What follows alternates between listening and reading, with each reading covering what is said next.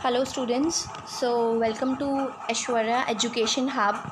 So now I am here with you with this chapter 1 of business studies class 12. तो class 12 की जो आपकी first book है उसका chapter 1 nature and significance of management. तो आज मैं आपको ये कराऊंगी. सो अब जैसे ये जो चैप्टर है आपका first chapter nature and significance of management, इसमें क्या बताया गया है? मेनली इंपॉर्टेंट नेचर और सिग्निफिकेंस मैनेजमेंट का.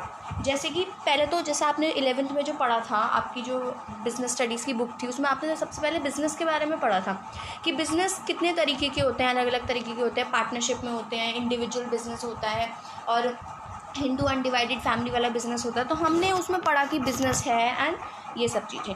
अब आप 12th में आ गए, तो 12th में आके आपको क्या बता रहे हैं कि उस बिज़नेस को हम चलाएंगे कैसे.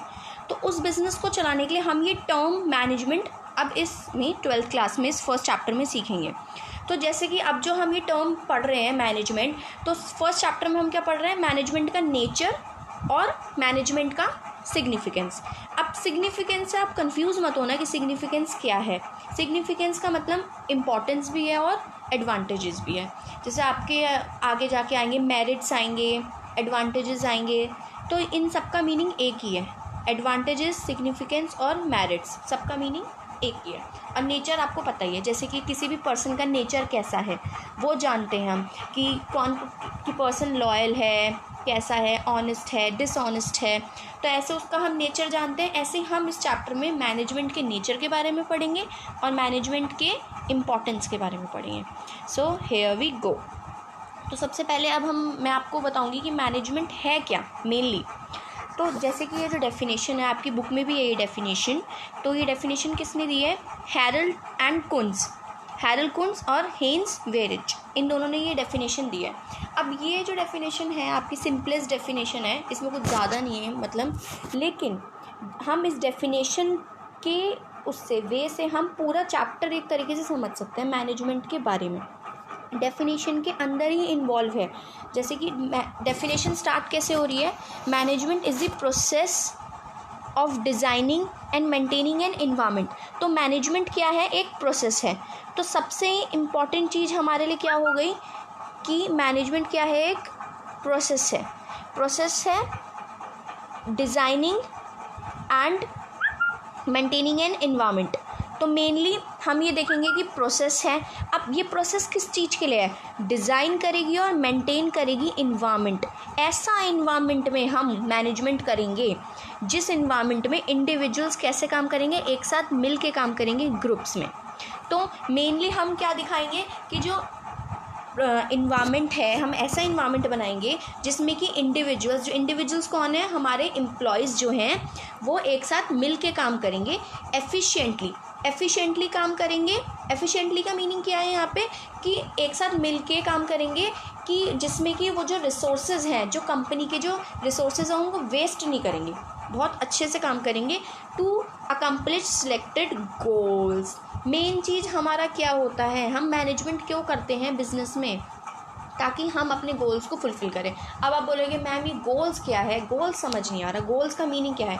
जैसे आपके लाइफ गोल है कि आपका लाइफ गोल है कि आपको एक मैनेजर बनना है, आगे जाके HR मैनेजर बनना है, मार्केटिंग मैनेजर बनना है, या फिर आपका गोल है कि आपको एक बहुत बड़ा बिजनेस अपने लिए ओपन करना है. इसी तरीके से हर ऑर्गेनाइजेशन का एक गोल होता है.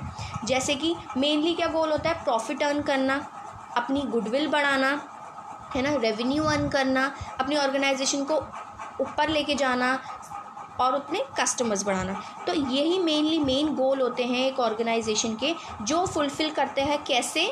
मैनेजमेंट के द्वारा. Okay, so now we go to efficiency versus effectiveness. आपकी बुक में ये मेन चीज़ है और ये टॉपिक बहुत इंपॉर्टेंट टॉपिक है, एग्ज़ाम में आता भी है. कंफ्यूजिंग टॉपिक लगता है बच्चों को थोड़ा, लेकिन मैं आपको इजी वे में कराऊंगी. अब जैसे कि इस टॉपिक में क्या है कि इस टॉपिक में आप एफिशिएंसी और इफेक्टिवनेस के बारे में पढ़ोगे. अब दोनों वर्ड थोड़े भारी लगते हैं लेकिन है बहुत इजी. मैं आपको सिंपल वे में बताऊंगी. एफिशिएंसी और इफेक्टिवनेस दोनों एक दूसरे से इंटर रिलेटेड है, एक दूसरे से कनेक्टेड है. कनेक्टेड कैसे? जैसे कि they are two sides of the same coin. एक कॉइन के दोनों साइड हैं, जैसे कि कोई कॉइन होता है एक साइड ये है एक साइड ये, और दोनों को हमें कैसे लेके चलना है, बैलेंस्ड वे में लेके चलना है। अब हम इनको बैलेंस्ड वे में लेके कैसे चलेंगे हम इनको बैलेंस्ड वे में, कि हमें ऑर्गेनाइजेशन में एफिशिएंसी भी रखनी है अपने वर्क में और इफ़ेक्टिवनेस भी रखनी है। अब एफिशिएंसी कैसे, to use resources without wastage, बिना वेस्टेज के हमें रिसोर्सेज को यूज़ करना है। और हमारा वर्क इफ़ेक्टिव कैसे होगा, to achieve organisational goals within time. अब वहीं आ गए ना, हम कहाँ आ गए, डेफिनेशन पे आ गए ना। डेफिनेशन में भी यही वाली बात बोली थी कि एफिशिएंटली होना चाहिए वर्क और गोल फुलफ़िल करना है। ये चीज़ एक ऑर्गेनाइजेशन के लिए बहुत इम्पॉर्टेंट है, और ये चीज़ हमें किससे मिलती है, मैनेजमेंट से। सो मैनेजमेंट में हमें क्या करना पड़ता है, इफ़ेक्टिवली भी वर्क करना होता है और एफिशिएंटली भी वर्क करना होता है। एफिशिएंटली कैसे करेंगे, रिसोर्सेज को बिना वेस्टेज के हम यूज़ करेंगे, यस। और इफ़ेक्टिवली कैसे करेंगे, ऑर्गेनाइजेशन का गोल फुलफ़िल करेंगे विद इन टाइम। गोल क्या क्या हो सकते हैं, प्रॉफिट मैक्सिमाइजेशन, कस्टमर को रिटेन करके रखना ताकि कस्टमर हमारे साथ ही रहे, हमारे प्रोडक्ट्स परचेज करता रहे, गुडविल मेंटेन करना। तो दोनों चीज़ों को हमें बैलेंस्ड करके रखना है। Okay, now here we go for third slide. अब कंक्लूजन क्या निकलता है, जो मैंने आपको अभी बताया था, it is important to achieve goal with minimum resources and cutting down the cost within targeted time. Target time में करेंगे तो हम क्या बनेंगे, हम इफ़ेक्टिव बनेंगे। टारगेट टाइम में करेंगे तो हम क्या बनेंगे, इफ़ेक्टिवली वर्क करेंगे। और हम कट डाउन कॉस्ट को कट डाउन करके करेंगे तो हम कैसे वर्क करेंगे, एफिशिएंटली वर्क करेंगे। तो ये दोनों चीज़ें बहुत इंपॉर्टेंट है मैनेजमेंट के अंदर, और मैनेजमेंट इन्हीं दोनों को मेंटेन करने में ऑर्गेनाइजेशन की हेल्प करता है। Now here we go another topic of characteristics of management. अब हम किस पे जा रहे हैं, मैनेजमेंट के कैरेक्टरिस्टिक्स पे। अब ये 7 कैरेक्टरिस्टिक्स हैं मैनेजमेंट के। कैरेक्टरिस्टिक्स, पहले तो मैं आपको बताती हूँ कैरेक्टरिस्टिक्स का मीनिंग क्या होता है। कैरेक्टरिस्टिक आ जाएगा या फिर आपको आ जाएगा एग्जाम में फीचर्स। तो फीचर और कैरेक्टरिस्टिक दोनों का मीनिंग सेम ही है, अलग नहीं है। जैसे कि आप कोई मोबाइल फ़ोन लेने जाते हो तो आप मोबाइल फ़ोन लेने से पहले उसके फ़ीचर्स देखते हो कि क्या क्या फ़ीचर्स हैं इस मोबाइल फ़ोन के, कि अच्छा इसकी कैमरा इतना है, ओके, इसकी स्क्रीन इतनी बड़ी साइज़ की है, इतनी mAh की बैटरी है। तो ये चीज़ें देखते हो, एक जो चीज़ें आपको चाहिए। वही कैरेक्टरिस्टिक हम मैनेजमेंट के भी देखेंगे कि मैनेजमेंट कैसा है, कैसे काम करता है। तो कैसा है, ये 8 जो हैं मेन है इसमें। जैसे कि पहला क्या है, यूनिवर्सल। मैनेजमेंट कैसा है, यूनिवर्सल है, सब जगह यूज़ होता है। गोल ओरिएंटेड है, डेफिनेशन में भी हमने पढ़ा था। गोल को फुलफ़िल करने के लिए हम मैनेजमेंट को यूज़ करते हैं। गोल फुलफ़िल कराता है, ये हमारा ऑर्गेनाइजेशन का गोल फुलफ़िल कराता है। कंटिन्यूअस प्रोसेस है, ये भी हमने देखा था डेफिनेशन में। ऐसी प्रोसेस है जिसमें हम ऐसा इन्वायरमेंट बनाते हैं जिसमें सब लोग मिलके गोल को फुलफ़िल करते हैं ऑर्गेनाइजेशन के। मल्टी डायमेंशनल है मैनेजमेंट। कैसा है, सिर्फ एक डायमेंशन में काम नहीं करता है, ऑर्गेनाइजेशन की अलग अलग डायमेंशन में काम करता है। ग्रुप एक्टिविटी है, ऑब्वियसली हमने डेफिनेशन में पढ़ा था, एक साथ मिलके ऑर्गेनाइजेशन में वर्क करते हैं सारे एम्प्लॉयज़। डायनेमिक फंक्शन है, डायनेमिक फंक्शन मतलब जो भी चेंजेस आते हैं उनको अडेप्ट करता है और उनके अकॉर्डिंग चलता है। इंटेंजिबल फोर्स है। इंटेंजिबल का मीनिंग क्या होता है, इंटेंजिबल का मीनिंग होता है कि जिसको हम छू नहीं सकते, टच नहीं कर सकते, लेकिन हम इसको फील कर सकते हैं। टेंजिबल, टेंजिबल बॉडी, जैसे कि हम हैं humans, we are tangible. Plants और एनिमल्स सब टेंजिबल है, we can touch them. But intangible कैसा हो गया, we can not touch them. जैसे कि सर्विसेज हो गई, आप डॉक्टर के पास जाते हो पेशेंट बन के, आप डॉक्टर से सर्विस लेते हो, तो वो आप सिर्फ फील कर पाते हो ना। जो डॉक्टर आपको कंसल्ट करता है, आपसे बात करता है, आपको सर्विस देता है, वो आप सिर्फ फील कर पाते हो, टच तो नहीं कर पाते ना उस सर्विस को। तो डैट इज़ इंटेंजिबल। तो मैनेजमेंट भी एक इंटेंजिबल फोर्स होता है। नेक्स्ट, चलो अब हम इसको ब्रीफली पढ़ेंगे। Management is universal. यूनिवर्सल जैसे मैंने आपको बताया, मैनेजमेंट इज़ रिक्वायर्ड एवरीवेयर, सब जगह रिक्वायर्ड होता है मैनेजमेंट, एवरीवेयर यूज़ होता है। एवरीवेयर का यहाँ पे क्या मतलब है, सब जगह। जैसे कि पेट्रोल पंप, वहाँ पे भी मैनेजमेंट की यूज़ है। अगर हम हॉस्पिटल की बात करें, वहाँ पे भी हम मैनेजमेंट का यूज़ करेंगे। कोई ऑर्गेनाइजेशन है, बड़ी बड़ी कंपनीज़ हैं, सैमसंग है, वीवो है, यहाँ पे भी मैनेजमेंट यूज़ हो रहा है। हॉस्पिटल है, वहाँ पे भी मैनेजमेंट, इसलिए हम इसको क्या बोल रहे हैं, यूनिवर्सल है ये, सब जगह यूज़ होता है। Activities involve in managing an enterprise are common to all organise, सब जगह हम मैनेजमेंट के जो रूल्स हैं, जो प्रिंसिपल्स हैं, उनको फॉलो करते हैं और सब जगह वो यूज़ होते हैं। Management is goal oriented, obviously सी बात है भाई, गोल ओरिएंटेड है, गोल को फुलफिल करने के लिए ये मैनेजमेंट करते हैं ऑर्गेनाइजेशन में यूज़।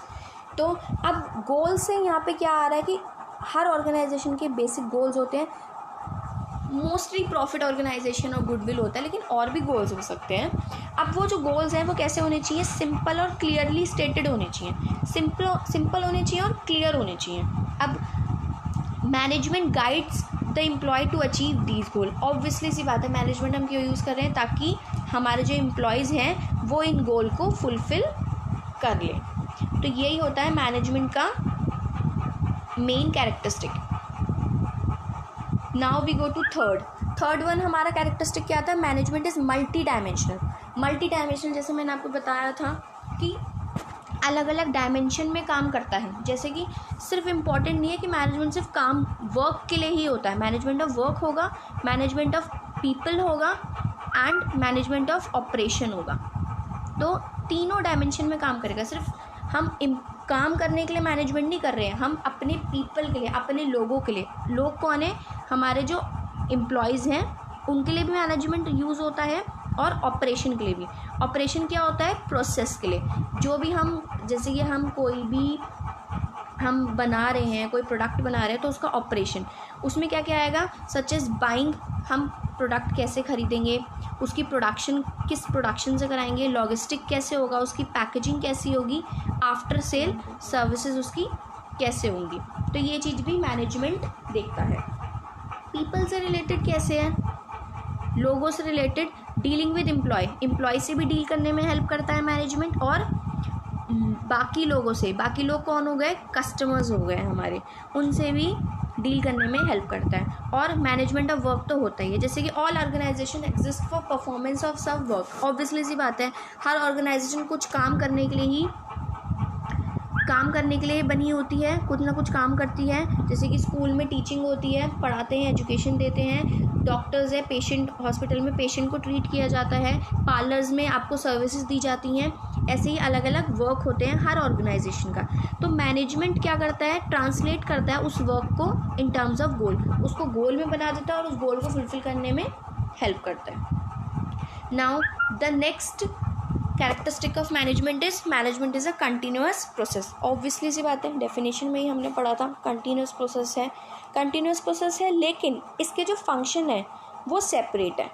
सेपरेट फंक्शन कैसे हैं, planning, organising, directing, staffing and controlling. अब ये जो हम याद करेंगे, इसको हम इसी सीरीज़ में याद करेंगे, planning, organising, directing, staffing and controlling, बहुत इंपॉर्टेंट है।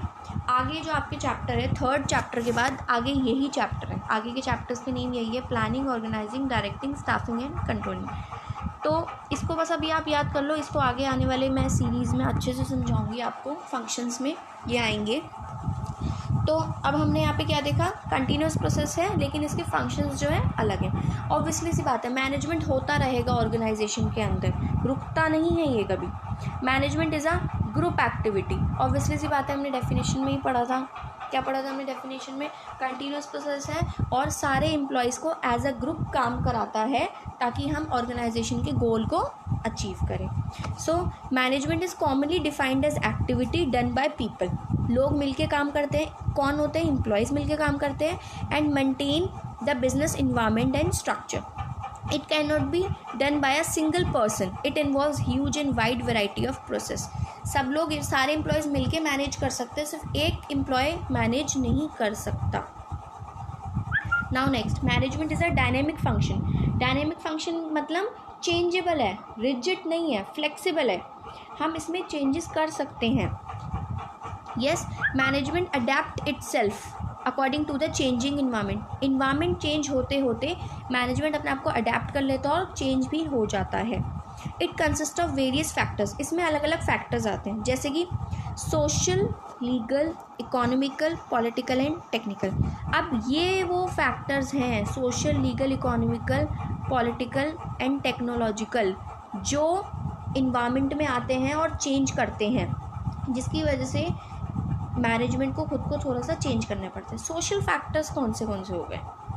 सोशल फैक्टर्स हो गए, कौन से हो गए सोशल फैक्टर्स? जैसे कि सोसाइटी में कोई चेंज आ गया, तब कंपनी को उस अकॉर्डिंग थोड़े से चेंजेस लाने पड़ेंगे। लीगल, कोई लीगल रेगुलेशन आ गई है। इकोनॉमिकल, इन्फ्लेशन आ गया, पैसे में, हमारी मनी में थोड़े से चेंजेस आ गए। पॉलिटिकल, पॉलिटिक्स की वजह से कुछ हो गया, पॉलिटिकल एनवायरनमेंट। और टेक्नोलॉजी तो आपको पता है, आईटी सेक्टर, कुछ ना कुछ, जैसे कोई नया हमारा अगर कोई न्यू मशीन आ गई है उसी हमारे प्रोडक्शन के लिए, तो हमें उसके अकॉर्डिंग चेंज करना पड़ेगा ना। हमें न्यू मशीन अडाप्ट करनी पड़ेगी। कोई लीगल रेगुलेशन आ गए, अगर आप सिगरेट का बिज़नेस फैक्ट्री है कोई, तो उसको लीगल, उसके अकॉर्डिंग चेंजेस लाने पड़ेंगे। लीगल रूल्स अगर नए आ गए तो उसके अकॉर्डिंग चेंजेस करने पड़ेंगे। सोसाइटी में चेंजेस कैसे? जैसे कि सोसाइटी में कोई न्यू फैशन आ गया तो उसके अकॉर्डिंग, अब अगर डिफ्लेशन आ जाता है, अगर लोगों की सैलरीज कम हो रही हैं, तो उसके अकॉर्डिंग आपको आपके प्रोडक्ट का प्राइस भी कम करना पड़ेगा। तो इकोनॉमिकली भी उसके अकॉर्डिंग मैनेजमेंट खुद को अडेप्ट कर लेता है। तो ये इसका कैरेक्टरिस्टिक है। Now another characteristic is management is a intangible force. मैंने आपको बताया था इनटेंजिबल फोर्स है। इनटेंजिबल फोर्स कैसे है? We can not touch it, we can only feel it.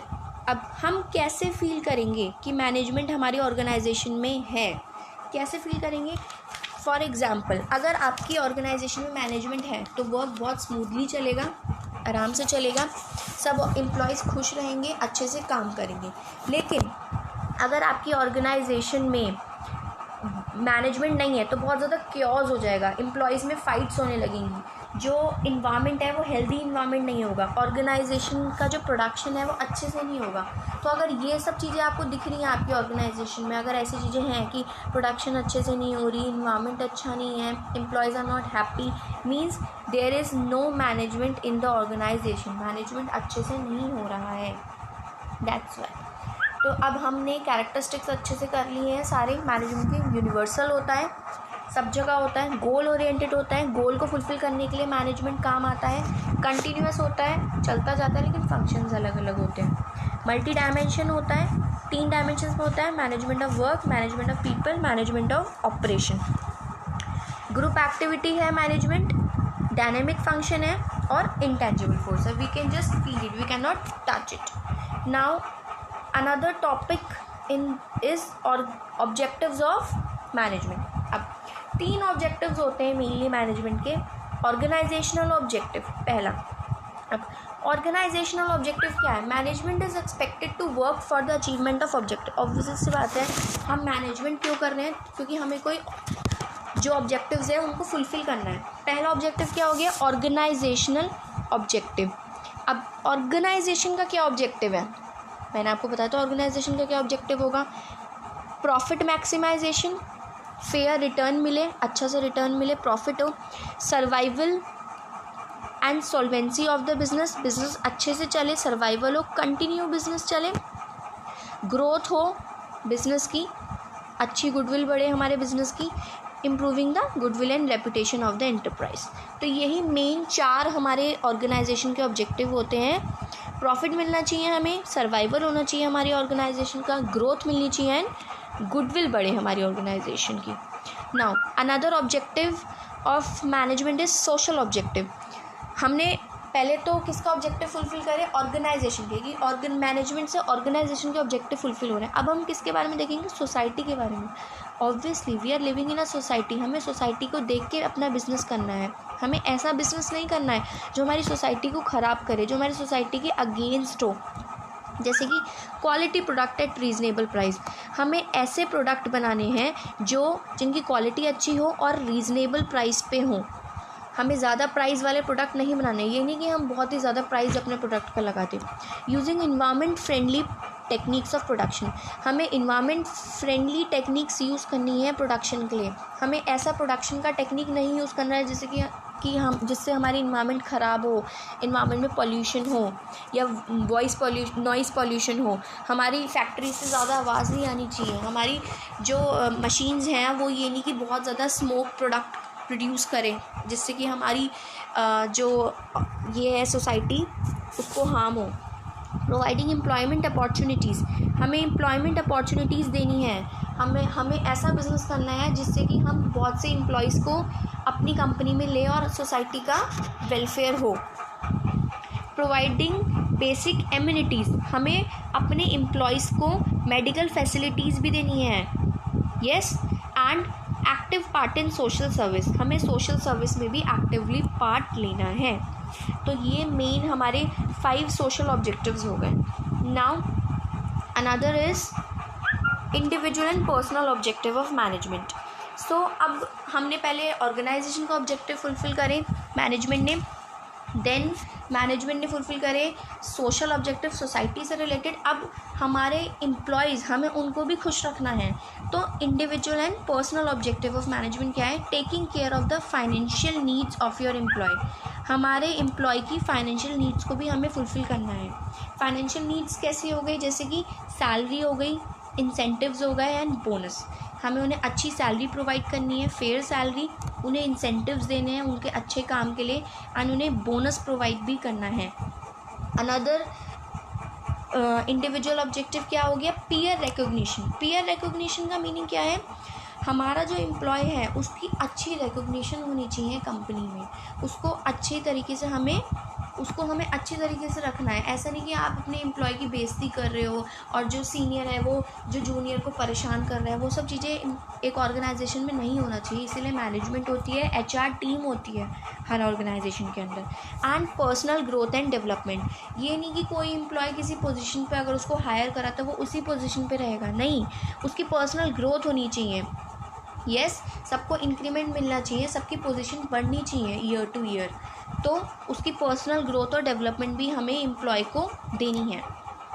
Yes, so these 3 are the main individual and personal objective of management. So अब आज हमने क्या क्या किया? कैरेक्टरिस्टिक्स करें मैनेजमेंट के एंड ऑब्जेक्टिव्स करें। So if you like my session, so please like and subscribe my channel, and it will give me motivation and I will make more videos. And now I will come with my second part, and please like, subscribe and share my channel. Thank you.